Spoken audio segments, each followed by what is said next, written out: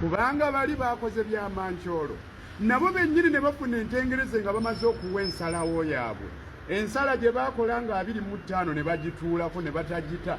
Butuukirira ssaawa zino eno omukulu amanyikiddwa nga Byabakama ng'onaakulira akakiiko ka ECA Uganda amataka obwaliga mu bugumye nkugambye Honorable Nalukola kyamukoze olunaku olwaleero wali mu High Court byonna mbikuletedde Walukaga mu ssanyu biki ebimusanyusiza ogenda kubeera nga obinyonyoka naye nga tetunnagendayo mbadde nkusaba eno vidiyo osooka ogimpereka like oba omaze subscribing weegatte ku mukutu gwaffe guno olunaku olwaleero nkugambye Nalukola agambye mbu obusonga butono nnyo era omukulu amanyikiddwa nga Walukaga agenda kulabika mu ballot paper though bano basajja baali bakola ensobi ebipapula baali babifulumya nga 25 naye ne babifulumya nga 9 kitegeeza ki bano basajja ballot paper bayinza okuba nga bazikuba nga just babadde balinda akaseera katono nnyo omukulu nawuleyo dakiika ntono nnyo okubeera nga tutuuka ku elections balyoke bafulumya kapapula so that babire nga bamuteeka ku pressure. Video yino njagala osooka giwulirize bulungi Nalukola nga kunyonyola tumale tweyongere bingi nnyo benkuletedde mu maaso awo.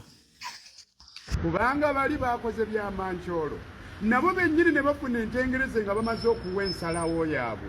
Ensala gye baakola nga 25 ne bagituulako ne batagita ndowooza nga beefumiitiriza naye bino bye tukola ddala bye bisaanidde. Akakiiko k'ebyokulonda mwewuunyisa nnyo. Temuyinza kukola nsala ng'ensalawo ya byakulonda ng'okulonda mukumanyi nti kulina obudde bugere ne mugikola nga 25 ne mugifulumya oggiwa gwe mugiwadde nga wayiseewo ebbanga eryenkanidde awo temuyinza gifulumya nga 9 ng'obudde buyise. Kitegeeza waliwo ebikyamu bye muliko eyo bye mukola.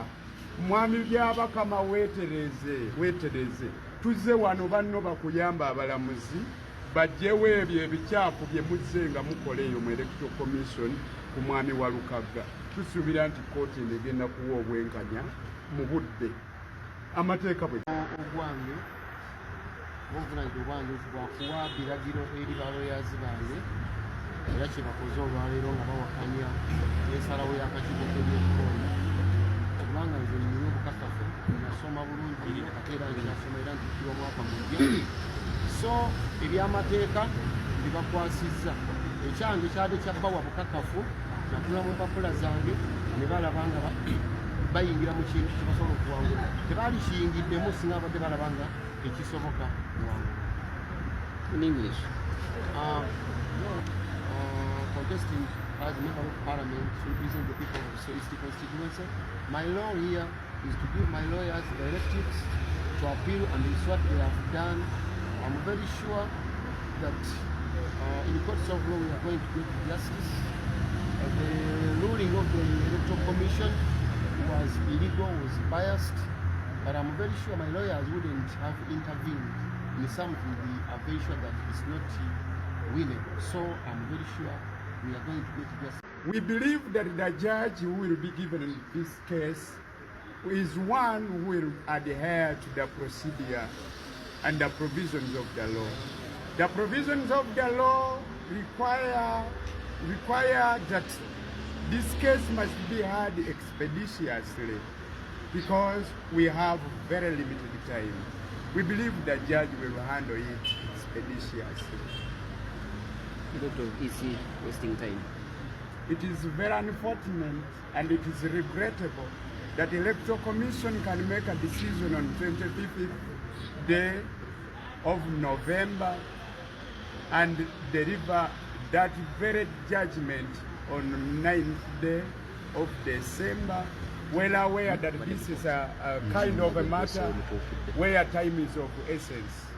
It leaves many questions which are not yet answered.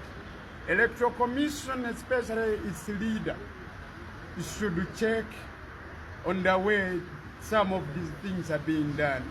When you do things in that kind of manner, that is a very shabby way, and it gives a lot, it leaves a lot in question. Mr. Byabakama, we should not do business in this manner. I thank you. Ekiri mu polling stations ez'enjawulo njagala osooka owulirize message eno nkulu nnyo His Excellency Robert Kyagulanyi atugambye tugisharing sooka ogiwulirize. Lwankola osiibye tosiibye bulungi sigenda kwogera mannya gange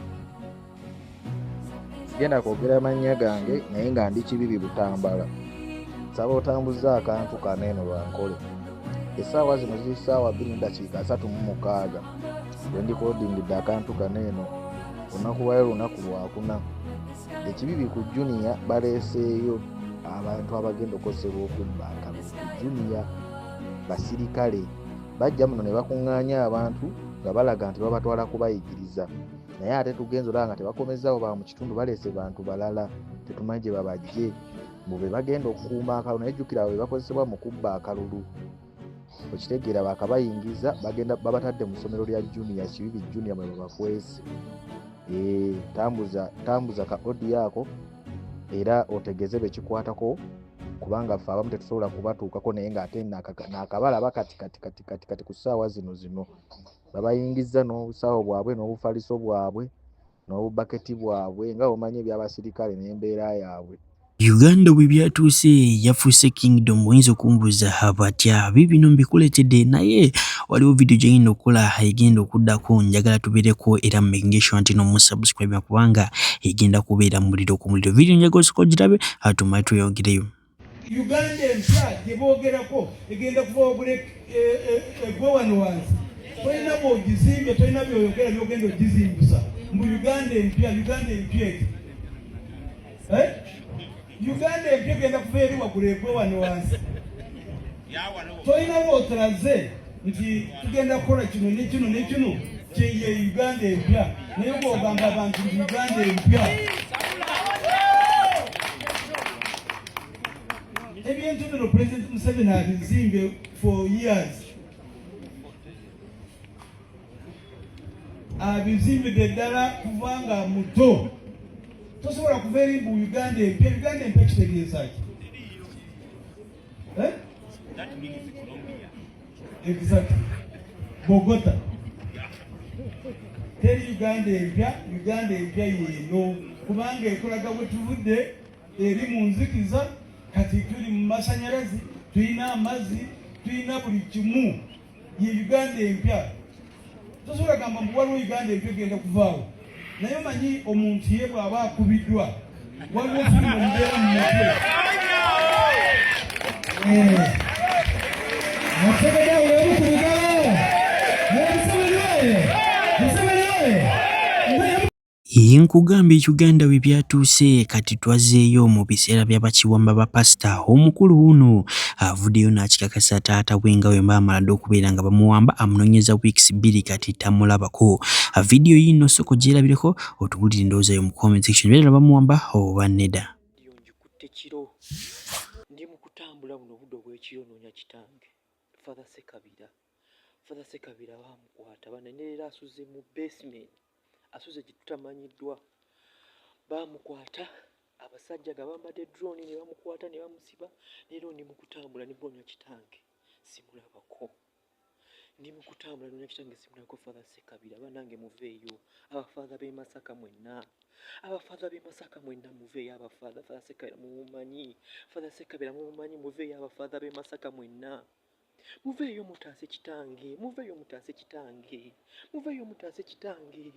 Kitange ali mu kuttibwa. Naye kitange ali mu kuttibwa, muveeyo mutaase kitange. Ndi budde bwa kiro ndi mu kutambula noonya kitange. Muveeyo mutaase kitange. Kitange ali mu kuttibwa. Muveeyo mutaase kitange.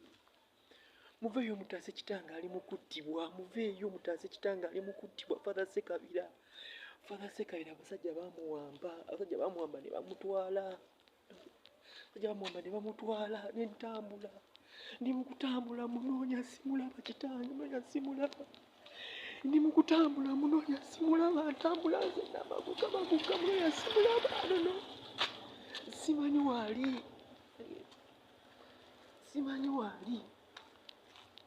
Munoonya simulaba, simanyi waali. Abasajja bonna balina mutya. Kitange munoonya simanyi waali. Naye nga abasajja baamukwata ne bamuwamba.